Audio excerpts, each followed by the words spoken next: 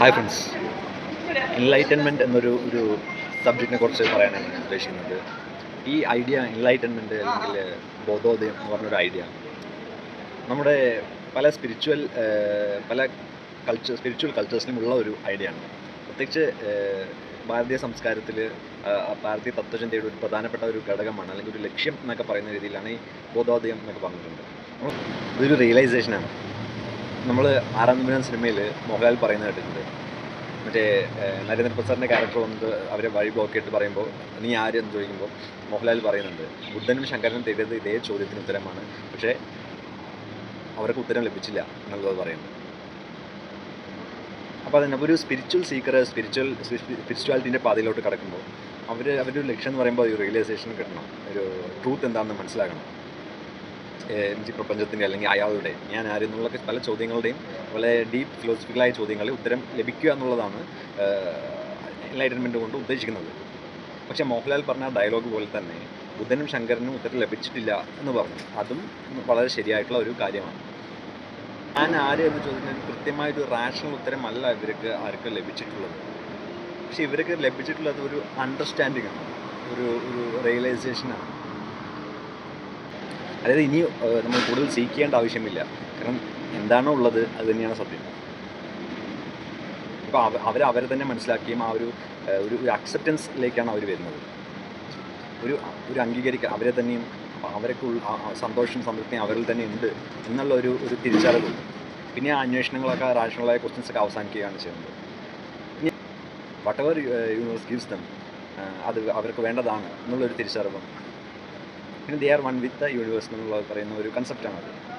പിന്നെ താൻ വേറെ, പ്രപഞ്ചം വേറെ എന്നുള്ള ഒരു അന്വേഷകൻ അവിടെ ഇല്ലാതാകുന്നതും ഒരു സൈലൻസും ഒരു ശൂന്യതയിലേക്ക് അവരെത്തുന്നു എന്നുള്ളതൊക്കെ അതാണ് ഒരു എൻലൈറ്റ്മെൻറ്റ് എന്നുള്ളൊരു കൺസെപ്റ്റ്. ഇത് പറയാൻ എളുപ്പമാണെങ്കിലും വളരെ സിമ്പിൾ കാര്യമാണെങ്കിലും പക്ഷേ ആ റിയലൈസേഷനിലേക്ക് എത്തുക എന്നുള്ളത് ഇറ്റ് റിക്വയർസ് എ ജേർണി എന്നുള്ളതാണ്. അപ്പോൾ അതിനാണ് എല്ലാ സ്പിരിച്വൽ പ്രാക്ടീസും എല്ലാം ഈ പാതയിൽ ഉള്ളത്. അപ്പോൾ അവിടെ അയാളുടെ ഡൗട്ട്സും എല്ലാം അവിടെ അവസാനിക്കുന്നു എന്നുള്ളതാണ്. ആ അന്വേഷകൻ പിന്നീട് ഒരു ലെറ്റ് ഗോ സ്റ്റേറ്റിലേക്ക് വരികയാണ്. കൂടുതൽ പീസിലേക്കും സമാധാനത്തിലേക്കും അയാളുടെ ഉള്ളിൽ തന്നെ ഒരു സംതൃപ്തി സന്തോഷം അയാൾ കണ്ടെത്തുകയും പിന്നീട് അയാൾക്ക് വരുന്ന അനുഭവങ്ങളെയും സന്തോഷങ്ങളെയും ദുഃഖങ്ങളെയും എല്ലാം ഒരുപോലെ കാണാനും ഒരുപോലെ നെഞ്ചോട് ചേർത്ത് വെക്കാനുള്ള ഒരു മാനസിക സ്ഥിതിയിലോട്ട് ആ വ്യക്തി എത്തുക എന്നുള്ളത് തന്നെയാണ് എൻലൈറ്റൻമെൻറ്റ് എന്നൊക്കെ പറയുന്നത്. അതിൻ്റെ ഒരു കാര്യം, അയാൾക്ക് വരുന്ന വ്യത്യാസങ്ങൾ അതൊക്കെയാണ്. അപ്പോൾ അയാളുടെ വീക്ഷണങ്ങളിലും അയാളുടെ കാര്യങ്ങൾ നോക്കിക്കാണുന്നതിലും എല്ലാത്തിലും അത് റിഫ്ലക്റ്റ് ചെയ്യും. Of course he will be A more happy and blissful person. അങ്ങനെ നോക്കിയാൽ ഇപ്പം നമ്മളുടെ എല്ലാവരിലും ആ സംതൃപ്തിയും സന്തോഷമുണ്ട്.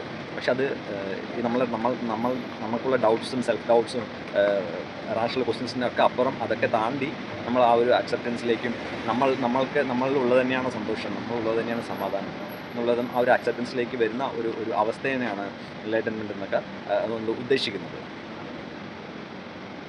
അല്ലാതെ അതൊരു പുറമേ നിന്നൊരു സംഭവം നമുക്ക് ലഭിക്കുന്നു, അയാൾക്ക് എന്തോ ഒരു അനുഗ്രഹിച്ച സംഭവം ലഭിക്കുന്നു എന്നുള്ളതല്ല. അത് അദ്ദേഹത്തിൻ്റെ ഒരു വ്യക്തിപരമായ ഒരു തിരിച്ചറിവാണ്.